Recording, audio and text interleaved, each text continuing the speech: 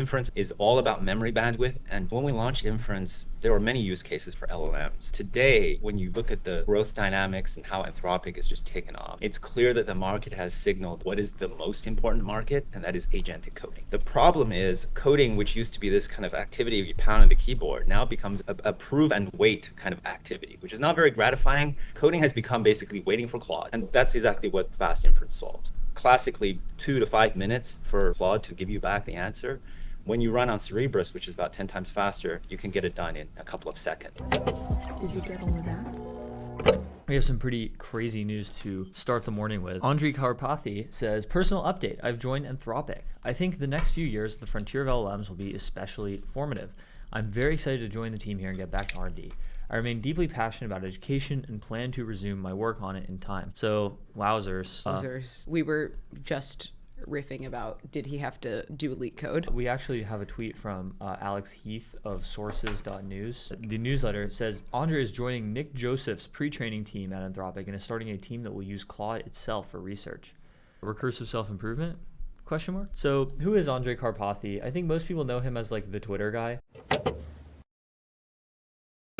We are here today with James Wang to talk about Cerebras. Hi, how are you doing, Theo? Pretty good. It's been a pretty big week for Cerebras, huh? Yes. The last few days or so. This is our first full week as a public traded company. It's amazing. Like, how did you get to where you are now as a company? The company was founded in 2016, the same year as OpenAI. Its apparent overnight success took about a decade in the making. I joined about 3 years ago, but I've been observing the company since its founding. I remember the week it was announced, I was at ARK Invest at the time covering AI, and I got a call from the information. And they're like, we heard about this new wafer-scale company. We don't even know what wafer-scale computing means. And it was very mysterious. So I started following it all the way back then. But I would say the company had to go through maybe 3 major inflection points to get to where it is today. First, they had to build the chip, right? Cerebras is famous for having the world's largest computer chip. Just getting that built, being able to package it, put it into a system with cooling and power, I think was by far the biggest hurdle. But we know in the tech industry, just pure technology is not enough. So you had to find use cases for it. And I think that's where Cerebras had a very long digestion period. The first chip came out, I think, 2019. And the reason why maybe people didn't hear about the company is, there was never a clear demonstration of what you can do with this very exotic processor that everybody could need. And that really took the launch of ChatGPT in November 2022 to happen. After that event, every normal company, enterprises, S&P 500, those kind of companies suddenly needed an AI strategy. They needed an LLM strategy. They needed models. They needed inference. That's when Cerebras really started demand. Before that, it was like trying to convince other people you needed AI. After OpenAI, it was everyone coming into us saying, hey, we hear you have AI, give us some AI. It was at that level of conversation. So still very high level. So yeah, I think ChatGPT really changed the fortunes of not just Cerebras, but many hardware companies, our entire peer group really at that point. I think the next major milestone was really putting out Inference. The chip originally was built for training large scale models. And then Inference took off in a very unexpected way. And the whole software team basically spent 6 months rebuilding the software stack to make the wafer do inference instead of training. I thought, just viewing that from the inside, that was an incredible like jiu-jitsu move. It's like just rotating yourself upside down. First we put the weights outside on the external memory. Now we bring the weights on the wafer. Like entirely the memory model just inverted. So very exciting kind of total rebuild of the system. But yeah, after we launched Inference and after we launched it as a cloud API that anyone can use with 1 line of JavaScript, that's when demand really started appearing.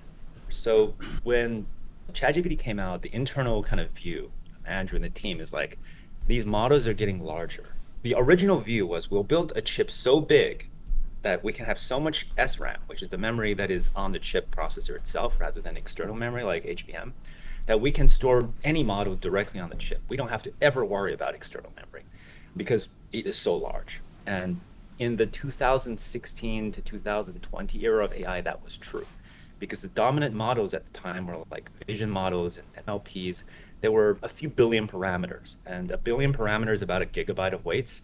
And we had 40 gigabytes of memory. So trivially fits the whole model on the wafer. When LLMs started happening, just got larger and larger. And GPT-3, the last open weight model from OpenAI, if you recall, had 175 billion parameters. So that's 175 gigs. That is now larger than 40 gigs, right? So that's when the company kind of went into urgent alert mode, which is, hey, these models are going to be larger than even your memory on wafer, no matter how big the wafer is. Sean, our CTO and the team, led this practically a Hail Mary effort to build an entire new architecture that turned the single wafer system into a wafer scale cluster so that multiple wafers can orchestrate with external memory that loads in a very, very methodical mode that we call weight streaming, so that we can have multi-trillion parameter models external, stored, and then process it on the wafer. So that this whole thing was built for training, and that is what led to our original customer win with G42, which is kind of like well disclosed and a big deal. That's our training business where we have done very well today.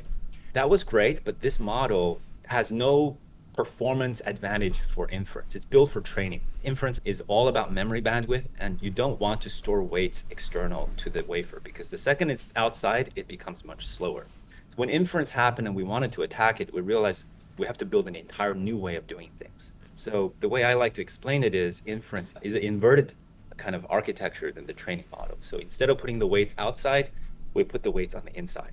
But anyone will ask, well, didn't you have this problem when the weights are too big to fit on the chip by itself? Especially LLMs have gotten even bigger, right? GPT-3 is 175 billion parameters. Today's models are trillions of parameters. Mm-hmm. So the team built a new software stack that basically lets us split the models by layer and store them layer by layer across multiple wafers and kind of pipeline it together like a one giant queue.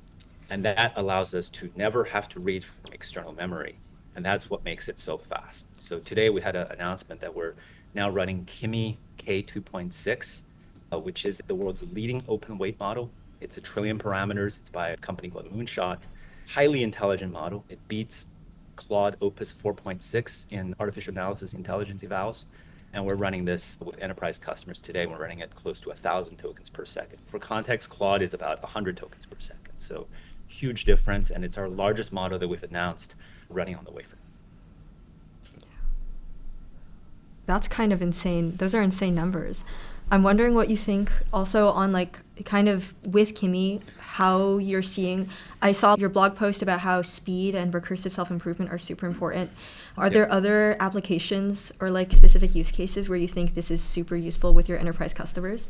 When we launched Inference, there were many use cases for LLMs. But today, when you look at the growth dynamics and how Anthropic is just taken off, it's clear that the market has signaled what is the most important market, and that is agentic coding. Right? I think everyone, even normal people who are not coders, are using these models to do agentic coding.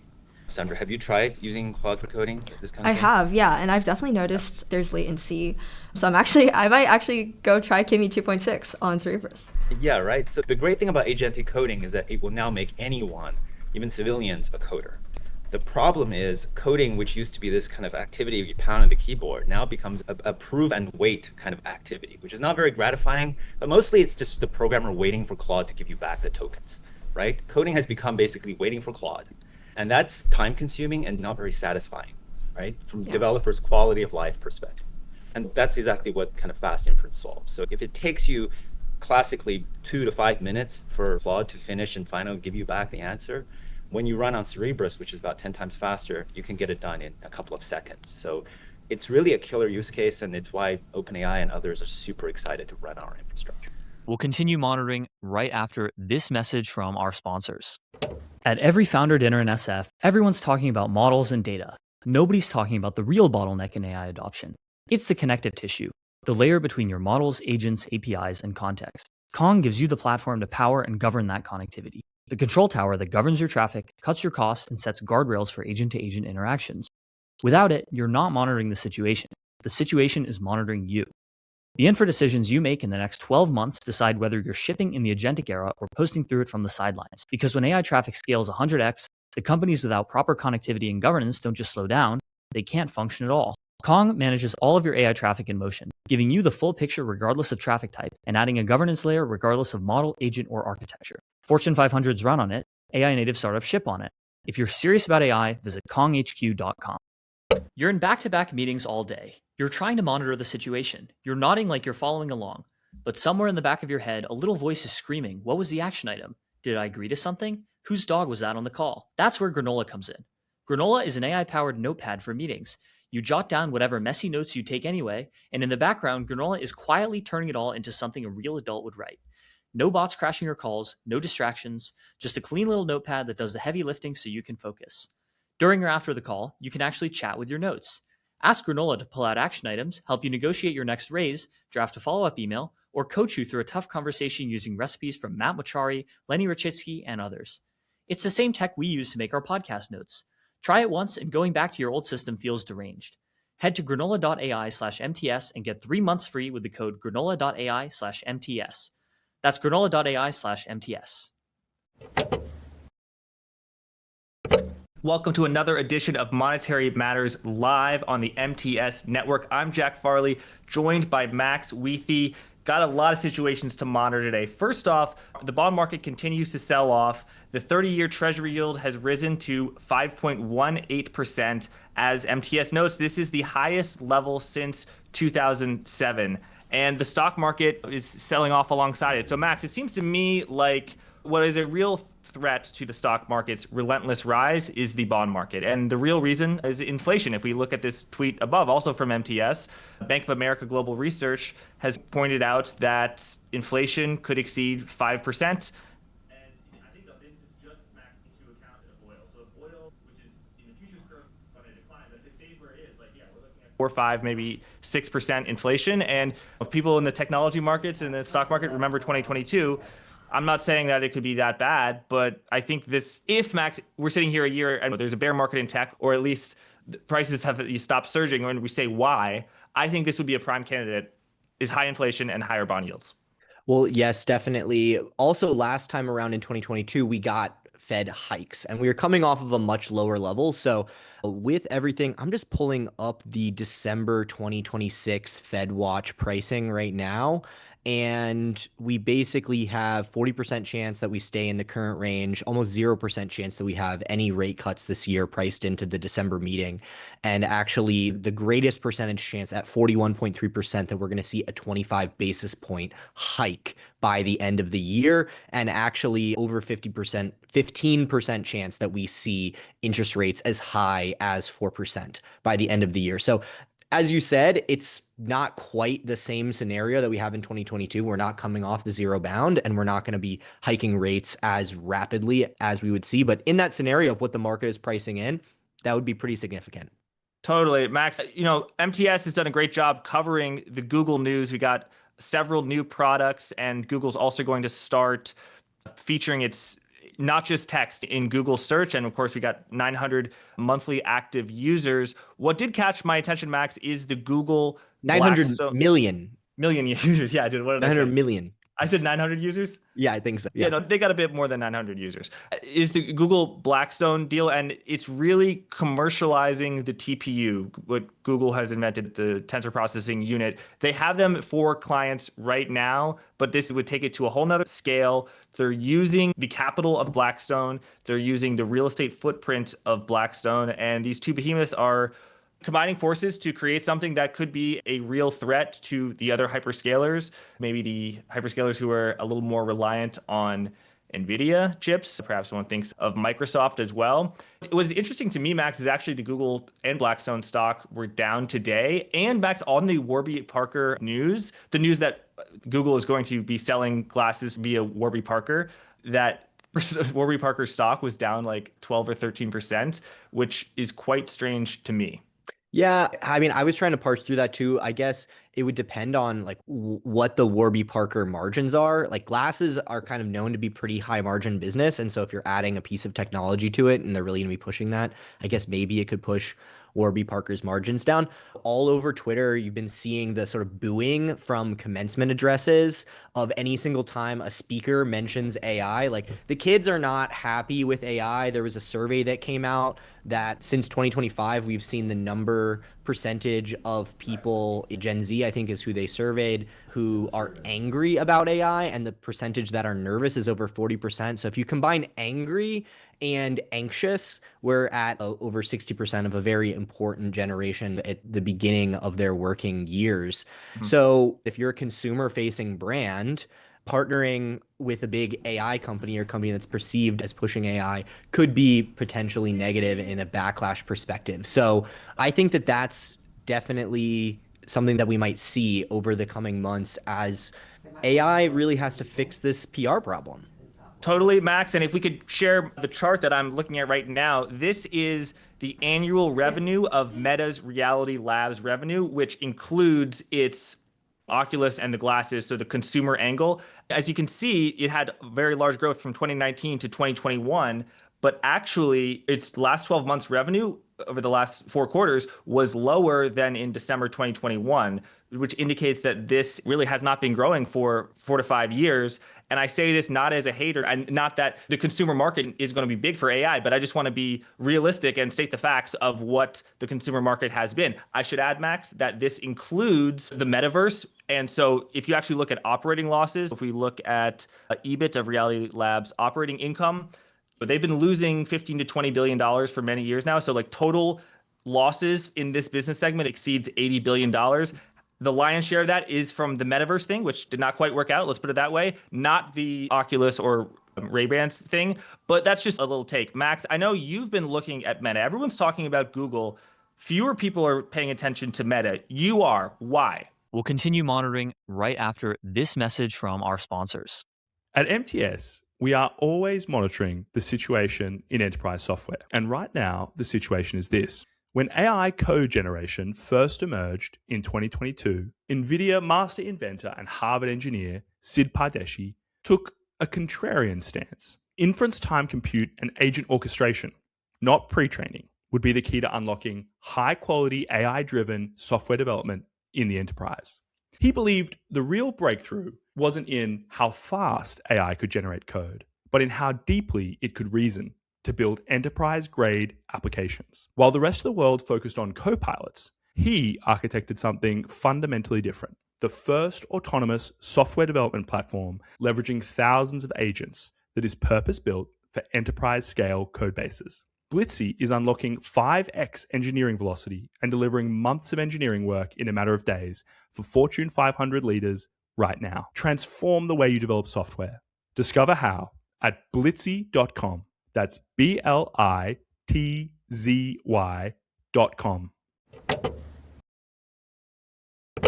This episode is brought to you by Macroscope. The last time I went to San Francisco, I found that I couldn't go anywhere, even to the coffee shop, without hearing some founder talk about how they're shipping faster than ever.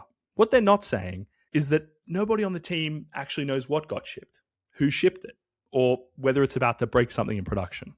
Macroscope is the AI codebase understanding company, and they fix that. They have 3 core products. The first one is Status, the best way to understand what's happening at your company and what all your engineers and agents are shipping. The second one is Code Review.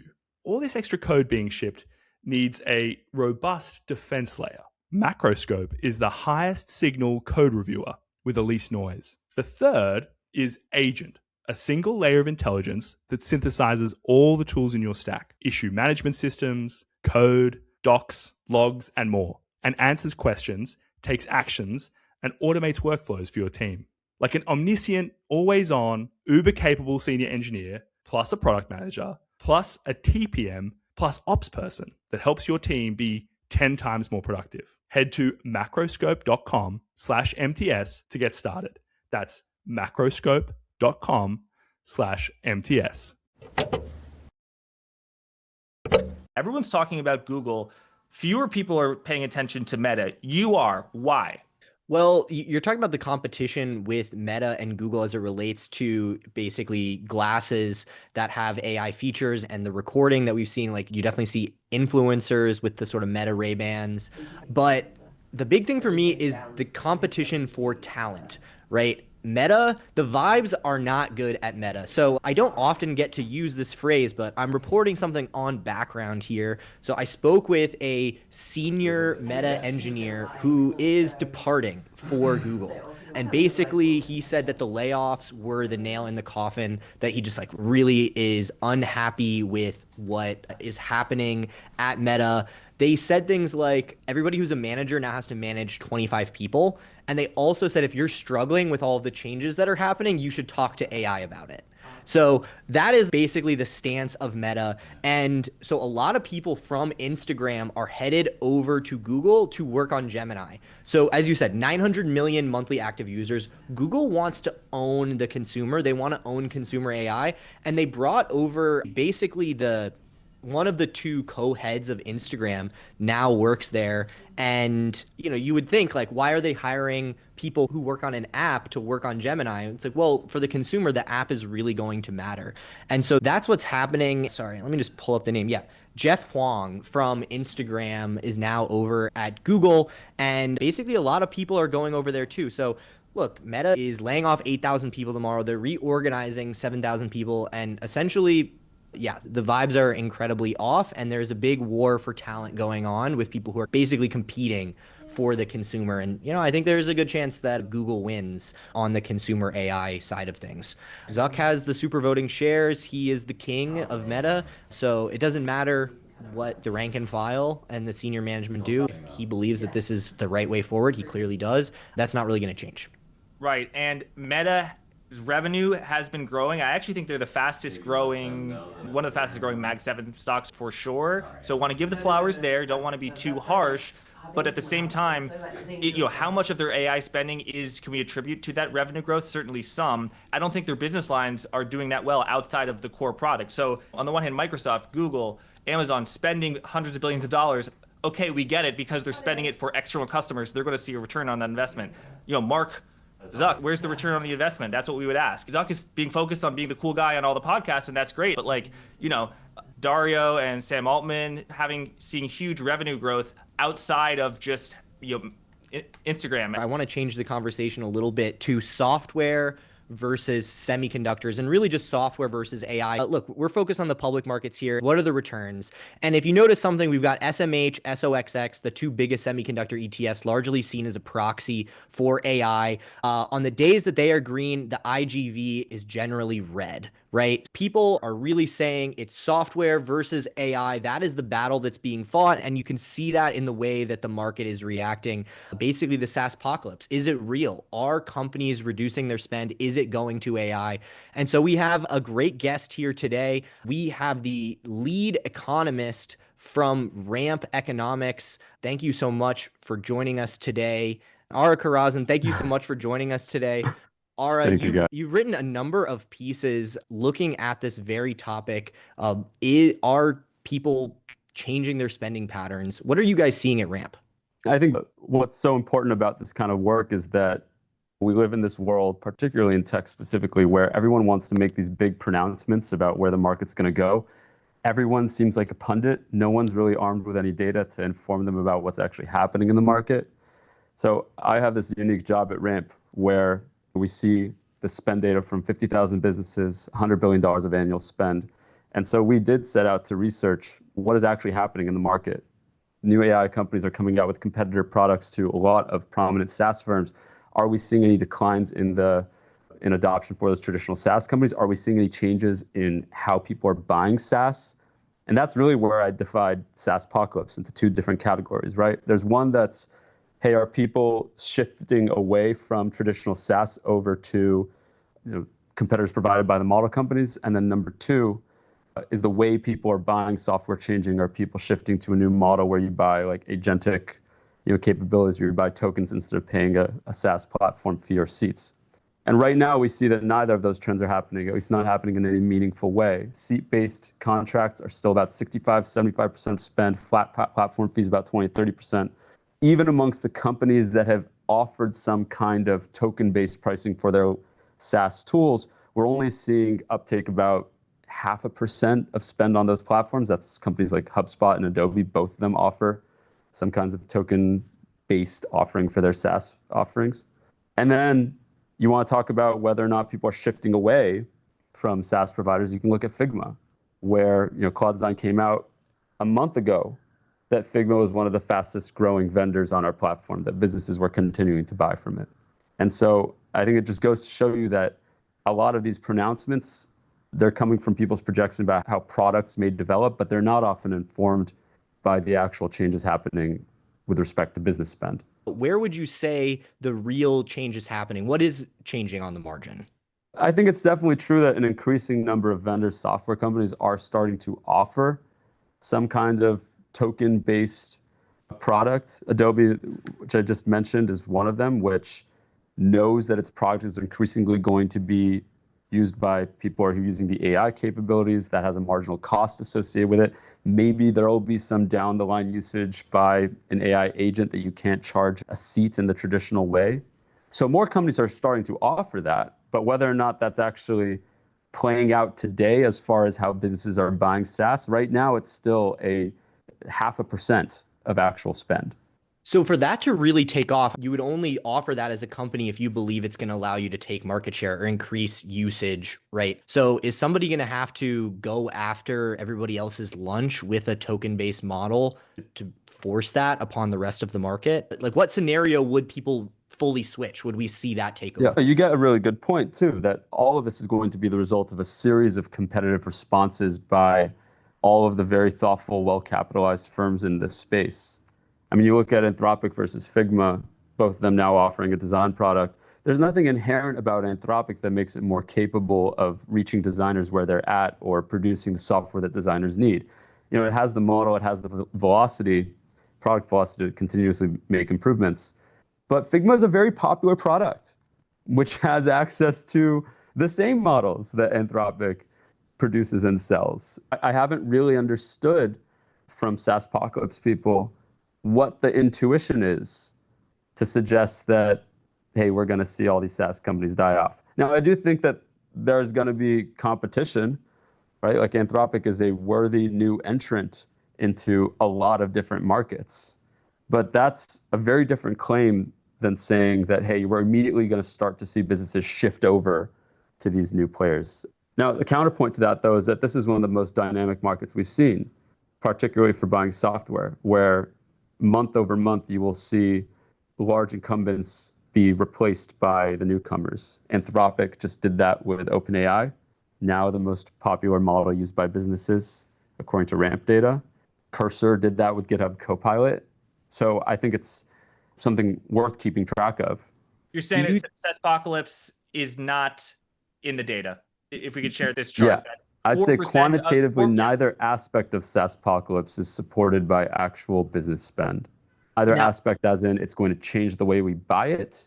Currently, it has not in any meaningful way, nor has it killed off at least the companies that are frequently mentioned. And even look at Perplexity. People talk about Perplexity being an at-risk company, more in the pure play model space than a Figma. And yet Perplexity is also one of the fastest growing vendors on Ramp, seeing a lot of uptake specifically because it's offering products that the model companies have not competed on yet. To what extent is that adding AI capabilities to the existing sort of stack of products, and some of that even being like flowing through to these supposed competitors versus it replacing a seat-based consumption, right? Yeah.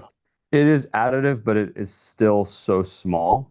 Again, we're talking about at the companies that are doing it for the first time, but doing it in an earnest way, less than 1% of the actual spend that's happening on their platform. Anthropic surpassing OpenAI. I think everybody is kind of familiar with that story at this point. What are the trends that you're seeing in terms of spend on models that maybe people aren't nearly as aware of? Yeah. Well, in my post about Anthropic, I actually was a little bit hedging, if you would say it, about Anthropic's prospects going forward. I think when we put out, because we started putting out this metric last year called the Ramp AI Index, which is tracking the sort of business adoption rates for Anthropic versus OpenAI. And what I found over the course of putting out this kind of research is that people will often interpret my findings as me saying, oh, it's over. That's typically not, first, this is not my intention, but it's also not how I see this market playing out. An increasing share of firms on our platform are using more than one model in some deployed way across workers, whether that's a subscription-based deployment or if it's something that they're building into their AI native product. Firms that were early adopters are the most likely to use multiple models and add more AI vendors over time.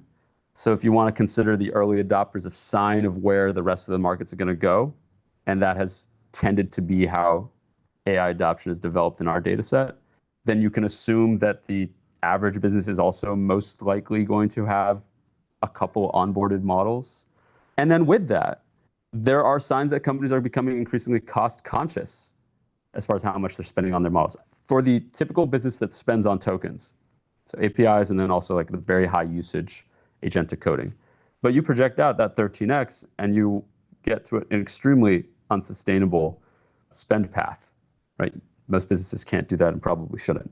And it's those firms specifically that are increasingly shifting some of their AI spend over to platforms like OpenRouter. So anything that would allow you to select between multiple models and ideally take advantage of free and open source models that are priced a little bit cheaper when they're deployed.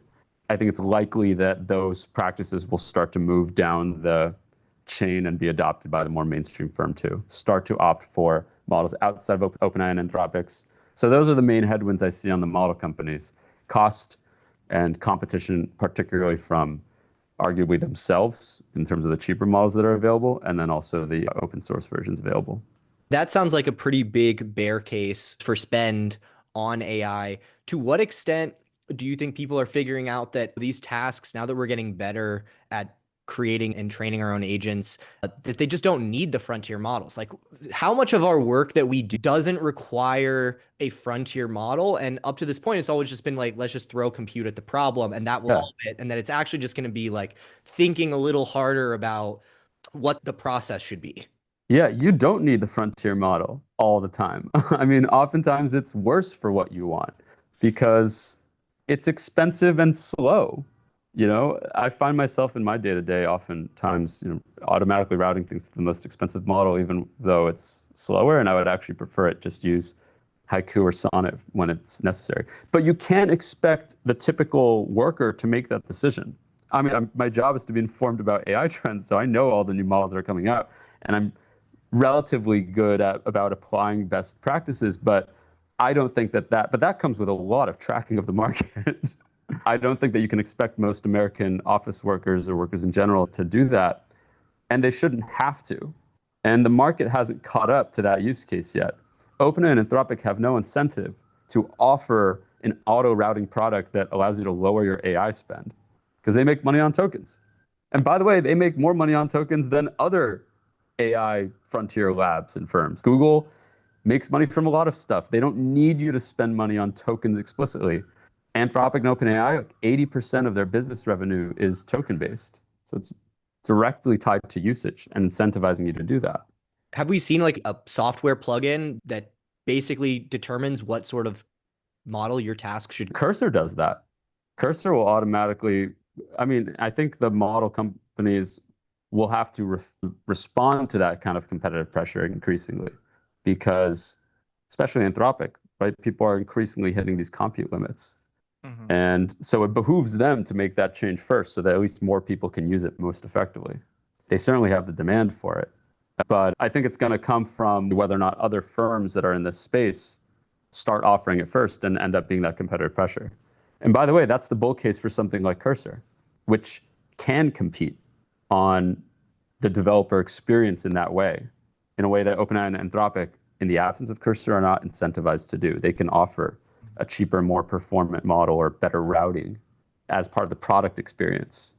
So in this great chart you've got, what happened, Ara? I thought, 5 months ago, we were hearing about how 80% of venture capital backed tech startups were actually using DeepSeek because DeepSeek was so cheap. If that's the case, how come I can barely see this blue line on my chart? What's going on? I don't think 80% of venture-backed companies are using DeepSeek. When DeepSeek first came onto the scene, now about a year ago, maybe a little bit over, we did see a spike in adoption for DeepSeek, but it never hit even 1% of firms on the platform. No one wants to use DeepSeek for security purposes, even if you're locally hosting it. I don't really see DeepSeek gaining adoption very quickly, ever. And what about Google's Gemini model? The yellow to the orange. Google's underrated, I'll admit. I'll point out one of the features of our research here is that we only track paid adoption. So There are a lot of firms that are using Google, but they're using it through Google Workspace, which integrates Gemini for free. Maybe you need some amount of paid adoption to really see productivity gains across a firm, but Google is definitely underrated. It certainly has a distributional advantage in that it's at all businesses that use Google Workspace. We'll continue monitoring right after this message from our sponsors. This episode is brought to you by Merge, the connective layer for production AI. Look, I DoorDash Chipotle probably more than I should. And the thing I've come to appreciate is that I never think about what's happening behind the scenes. I tap a few buttons and a burrito shows up. That's the bar. That's exactly the problem with building AI agents right now. The hardest part isn't the agent itself, it's everything around it. Connecting to the tools your team and customers rely on, letting agents take action with the right permissions, and keeping everything reliable and cost efficient once you're in production. Merge handles all of that for you. It connects agents to thousands of tools, handles permissions and LLM routing, and lets teams move faster without building it all themselves. OpenAI, Dropbox, and Ramp use Merge to move fast and build AI right. Visit merge.dev/MTS to start building for free. Quick word from our friends at AdQuick. I'm just trying to monitor the situation online as much as I can. Between the pop-ups, the autoplay video ads, and the sponsored posts, it's a miracle any of us see anything at all. That's why marketers are turning back to out-of-home. AdQuick unlocks the benefits of out-of-home advertising in a way no one else has. It's built for marketers, with the engineering excellence you've come to expect from the internet. Out-of-home is one of the best ways to build brand awareness, reach new customers, and reinforce your brand message. It's just been hard to scale. With AdQuick, you can plan, deploy, and measure campaigns as easily as digital ads. Buy from 1,700 plus media owners in one place. Modernize your marketing at adquick.com. That's adquick.com.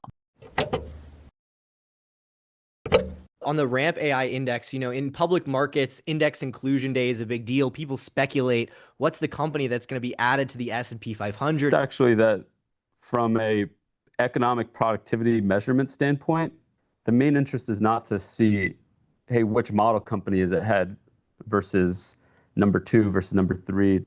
Adoption is going to trend toward multiple large players. The next stage for our research is to measure not just business adoption, but the intensity of that adoption, and try to come up with some definition of, hey, what does it look like to be a firm that adopts AI particularly well? And what is the path to that? The instinct is, well, let's look at the firms that spend the most on AI. But spend does not translate to productivity gains. There's some really interesting research about quantity of PRs, some quality measurement of PRs too. So I think that's really the next stage of our research. What have you seen in this early stages of this research?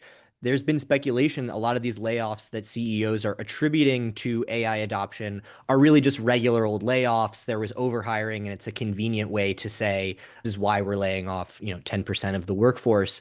Are you really seeing that productivity come through from these firms that are saying it's because of AI adoption?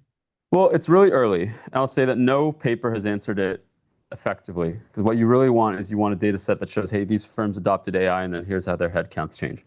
I can tell you my early sense of it. 2 things are going on. One, there has been a decoupling from revenue growth to headcount growth, particularly at software companies, where there's a less obvious connection between growing your headcount and growing your revenue. The second thing, though, that counteracts it is that firms that adopt AI are typically quite fast growing and they have a lot of opportunity ahead of them. And that is in part because they're adopting AI. It's in part because of features of that firm already. But my instinct is that the firms that are adopting AI particularly well probably have a lot of work for people to do as well. Doesn't mean that we're ever going to get rid of layoffs completely in the world. There's always some reasoning for that in some way. I'm not one of those doomers about AI. I would love to see some research about why the model companies keep saying that it's going to destroy all jobs, because I don't see why that is helpful to them. By the way, that's not even the position of most economists.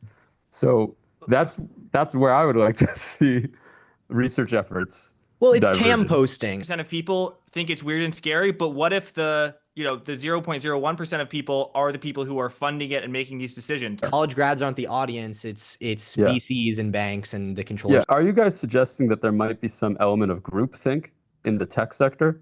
No, not groupthink. Because I agree. No, I mean, we're content creators, right? Like sometimes you'll have somebody on and they're talking about something and it's just very institutional, right? Like it's for a very small group of people. There's maybe 10,000 people in the world that piece of content is actually for, but yet it finds its way in front of a bunch of retail investors, and they're the ones who are commenting on it. I think that this is in many ways the version of that. These people are not talking about AI to reach the masses and explain to them. They're trying to justify a $2 trillion valuation, a $10 trillion valuation. That's what they're shooting towards. And so if you want to justify that, well, the entire labor market is a pretty big total addressable market. Yep.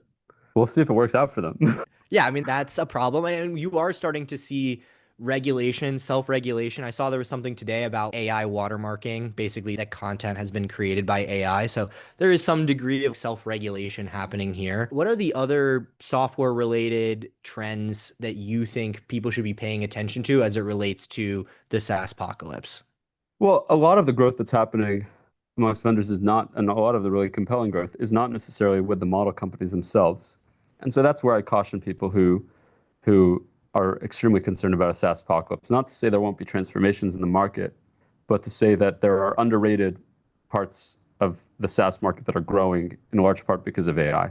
AEO as a category, so answer engine optimization, I guess. If SEO is how you show up in Google results, AEO is the software that firms use to track their performance in AI models and whether or not they're being recommended. Huge growth. I mean, that sector did not exist. The companies that are making that software are not the same companies that were selling the SEO software. SEO ones are getting into it, but the very fast growing ones in AEO are new. Profound is a new one, growing extremely quickly. So again, not a product offered directly by the model companies, and arguably the model companies could never offer that product because Anthropic can offer it for Anthropic, but they wouldn't be able to offer it across all of the different models in any effective way. There's a lot of growth in this sector that people just ignore, or it doesn't make the discourse because it's not about the jockeying between the two large players, but it certainly counters SaaSpocalypse in my mind. When you look at the growth in SaaS, is there anywhere where it's not tied to AI that you're seeing growth, where there isn't some connection? Well, it depends where you draw the line on what is AI, right? Like software that uses AI features to improve an existing legacy software product. Sure, we can call that AI native, AI driven, but that's a different narrative from SaaSpocalypse, right? Like Adio is this extremely fast growing London-based CRM. It's like a couple single digits of market share, but it's growing really quickly. Salesforce is 80% of the market, so it's not something that's going to be unseated very quickly. But Adio is like the AI native alternative. And I think it would be a mistake to discount the growth of these kinds of firms just because they have AI features and say that, oh, it's entirely tied to the performance of the model companies. These are very different, unique products the model companies can't really compete on or haven't yet. And so, AI is going to touch a lot of these developments that are happening, but it's also going to grow a market outside of the explicit model company's business segment. Okay. I wonder, the integrations that Anthropic recently announced, you can access Morningstar via Anthropic. You can access Anthropic via Morningstar. Same with Verisk for in the insurance sector, or the London Stock Exchange, Refinitiv. Is that good for the software companies or bad? Why? Well, you can also access ramp data now through the Cloud Connector and through OpenAI.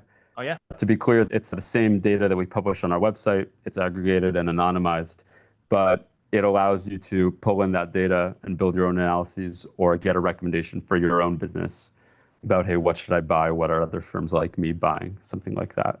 Is it good for a business like Refinitiv, or is it good for the data selling businesses? I don't know. I think they kind of have to do it, right? From my perspective, Ramp doesn't sell data, so it's all available for free. So we want people to use it, and we're in that business. I would be happy if a lot of data aggregators lost market share because of both the free data that Ramp provides and then the ease of access that Anthropic provides to produce data. No shade necessarily to all data aggregators, but I think a lot of that market is unfortunately behind closed doors. The methodologies are not always clear. And in general, I think information is better when more firms and consumers have access to it, but decision-making tends to be better. And so is it good for the businesses that sell data? Probably not, but it is better for the market overall, I think.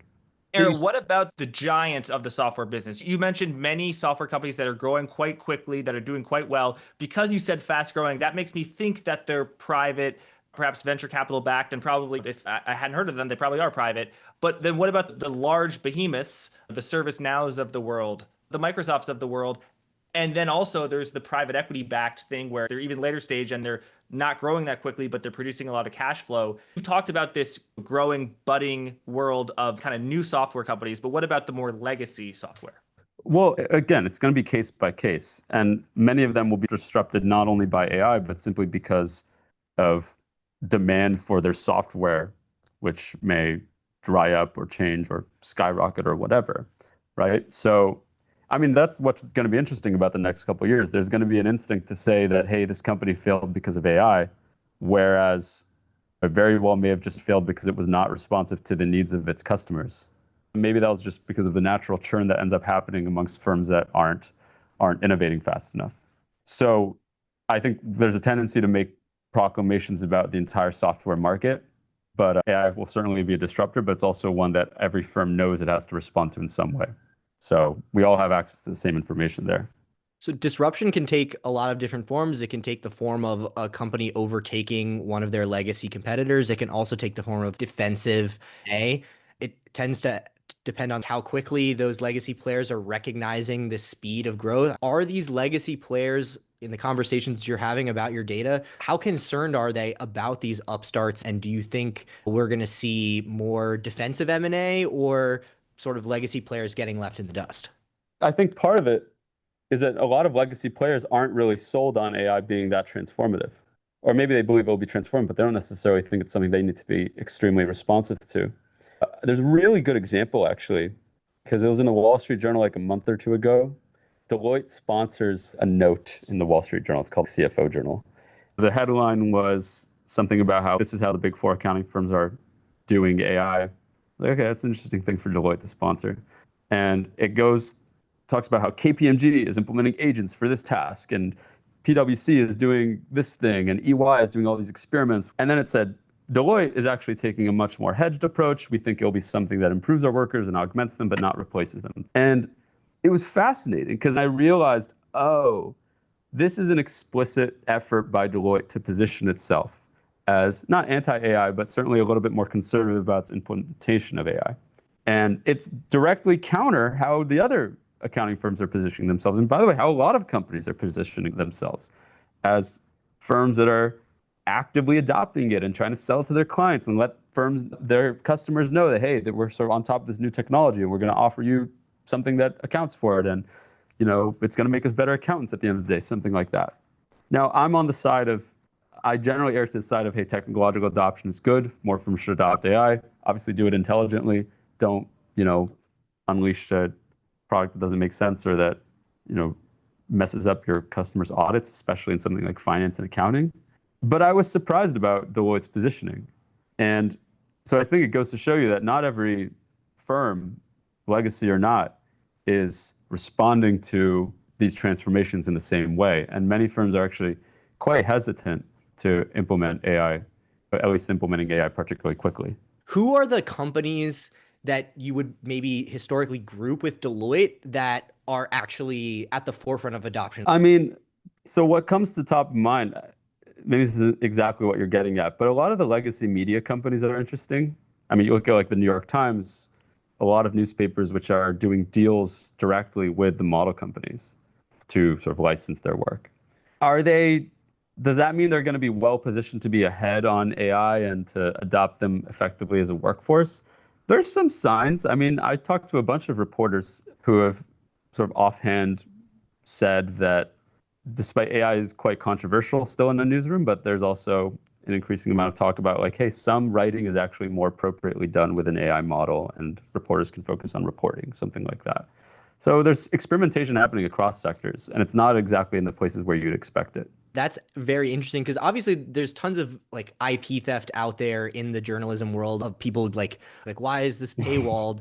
And if some of that is now being captured by these large companies that are paying a fee, like it's not the same as if all of those people who were stealing the content are paying, a full subscription price, but at least they're capturing some of that. And then also there's the aspect of like the AI has not like unlimited time to read, but as like human beings, like our attention spans are going the opposite direction. I don't think AI necessarily has that problem. It can consume a large article very quickly. You're not competing in the attention economy for human eyeballs anymore because the humans are consuming it through something that kind of already parses the long form Yeah. reporting for human attention spans. I'll say it this way. Look, I think AI is pretty bad at most writing. I think it's really bad at writing blogs or anything opinionated. It doesn't add the weird, you know, vicissitudes of how it talks. It does It's a good for pretty good style. job being comprehensive. Yeah. Yeah, for like And, stylization. Yeah. And a lot of reporting, let's say a reporter like does their job and they talk to a bunch of sources and they go on the ground, they literally talk to people in person. The AI robots will never do that. They're not going to go to an event and interview people. They don't have that ability. But if as a reporter, you can sort of you can do your sort of research process, the actual reporting work, and then have an AI write the straight summary of your reporting. That's not unreasonable. Can it write a profile of someone? Maybe not. Can it do the investigative journalism aspect of having to go in person and talk to the county clerk and get some documents that are sealed? No, it can't do that. But it can write out what you found. So I think there is a world in which some parts of writing are done by AI models. I was less talking about the writing itself and more the reading of it, right? If you were to say, like, before AI, there's only so many people who are actually reading the 10-page deep dive article, and then it gets telephoned out through social media. And by the time it reaches the majority of people, like, a lot of the context has been lost, the facts have slightly changed. If instead of the writing being consumed by like a small number of people and then miscommunicated out, like, it's that the AI is reading and communicating the key details uniformly to everyone, and thus like it incentivizes, like you're kind of disincentivized to go deep and do good writing because by the time it's reaching everybody. So I'm saying like it's the fact that AI is doing the reading is maybe going to incentivize like higher quality journalism. It'd be interesting to see if AI has actually lowered the viewership on like a New York Times typical article, for example, right? Like I think that the people who subscribe to newspapers are probably going to keep reading newspapers as they do. Like if there's everyone else and they're not being monetized, and now they're at least being monetized via the big model companies paying something to get that, and instead of like your third degree connection on Twitter being where you get your news, or like a fake news bot, like I'm just going to go to Claude or I'm going to go to Gemini and say like, is this story true? I mean, at Grok, right? Is this true? Absolutely. All right. Well, Ara, thank you so much for joining us. Everybody can find your stuff at Substack, econlab.substack. My name on Twitter, Ara Kharazian. Nowadays, I'm on LinkedIn and Instagram too. So find me on all platforms. Out now on all plats. Ara Kharazian, thank you so much for Thank you, joining us. guys. Awesome, guys. Thank you. Max, it's so interesting to me. Ara's work is so great. Like to me, Max, and I'm just thinking out loud here, either this data does not support the agentic narrative at all. I'm seeing a little bit of a narrative violation, Max. The share price of newspaper companies versus earnings expectations, and that this is not a tomorrow problem, it's a terminal value problem. And these software companies are priced for growth that is unending, for growth that at least is not ending anytime soon. And so it's not about next year or next quarter, it's about terminal value. And so I think that is something that people have a hard time with, a hard time grasping, that you went from, somebody was talking about I think it was actually David Orr when we had him on. He said, if you went from like 95% certainty, 90, whatever percent certainty about the growth rate that you're calculating to 70% certainty, like what does that do to the multiple? Just that rise in uncertainty on how far out you can project this growth. And so it's not really, that's not the question that people have, is not next quarter. Yeah, just because Ara's data doesn't show this transformation doesn't mean that it's not going to happen. And it doesn't mean that investors won't stop speculating and worrying that it is going to happen. And yeah, I mean, all these SaaS companies that report, Salesforce, Toast, whatever, their growth, 15% revenue growth, 35% revenue growth, like it almost doesn't matter to the people selling the stocks, because the narrative that software is going to be disrupted by AI is unfalsifiable. There's almost no data, at least in the short term, that can come to prove it wrong, even if it is wrong. Yeah, it's just the nature of the market. Like if you go back and you look at the 1930s edition of securities analysis and they're talking about multiples, they're talking about single digit multiples to dividend, right? If we were in a market where companies were valued off of single digit multiples to dividend, then like, yeah, the quarterly number that's coming out would be more important to the value of the stock. But these things are just not really valued off of that anymore. They're valued on way, way out future cash flows, and the multiples reflect extremely far out expectations for companies. And so it doesn't have to be a tomorrow problem to drastically affect the valuations of these companies. And that's really what we're seeing.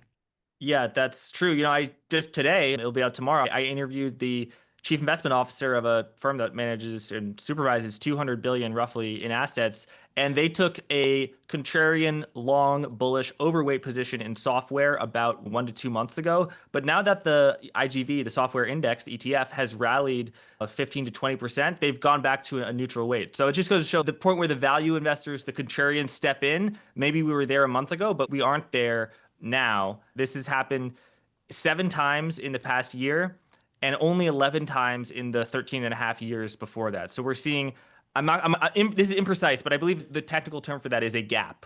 And we're seeing large gaps in the semiconductor industry. I think it's people selling semis in the morning and then saying, hey, that was a mistake, I got to buy back in.